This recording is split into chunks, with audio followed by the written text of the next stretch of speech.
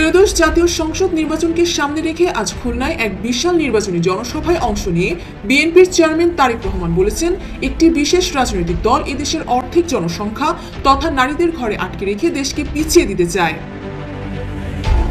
জনসভায় তারেক রহমান বলেন, সরকার গঠন করলে তাদের প্রথম দায়িত্ব হবে দল মত নির্বিশেষে দেশ পুনর্গঠন করা। দেশের ২০ কোটি জনসংখ্যার অর্ধেকই নারী, তাদের পেছনে রেখে কোনো উন্নয়ন পরিকল্পনা সফল হতে পারে না।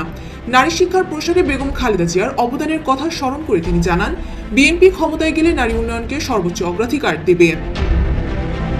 জামাতে আমির শফিকুর রহমানের সাম্প্রতিক কিছু মন্তব্যের প্রতি ইঙ্গিত করে তারেক রহমান বলেন, একজন নেতা পরিষ্কারভাবে বলেছেন তারা নারী নেতৃত্বে বিশ্বাস করেন না।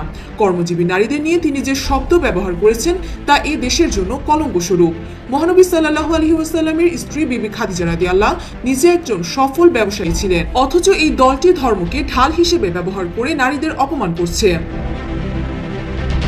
নারীদের অবমাননাকারী নেতাদের কঠোর সমালোচনা করে তিনি আরো বলেন, ৭১-এর এই দলের পূর্বসূরীরা যেভাবে মা বোনদের অপদস্থ করেছিল, বর্তমানেও তাদের মানসিকতা বদলায়নি। বিতর্কিত মন্তব্যের পর আইডি হ্যাক হওয়ার দাবিকে মিথ্যাচার হিসেবে অভিহিত করে তারেক রহমান বলেন, প্রযুক্তি বিশেষজ্ঞরা নিশ্চিত করেছেন এটি কোনো হ্যাকিং নয়। নির্বাচনের আগে এমন মিথ্যা তথ্য দিয়ে তারা জনগণকে বিভ্রান্ত করছে। সবশেষে তিনি ভোটারদের সতর্ক করে বলেন, যাদের কাছে মানুষের আত্মসম্মান বোধ নিরাপদ নয়, তাদের কাছে দেশও নিরাপদ হতে পারে না।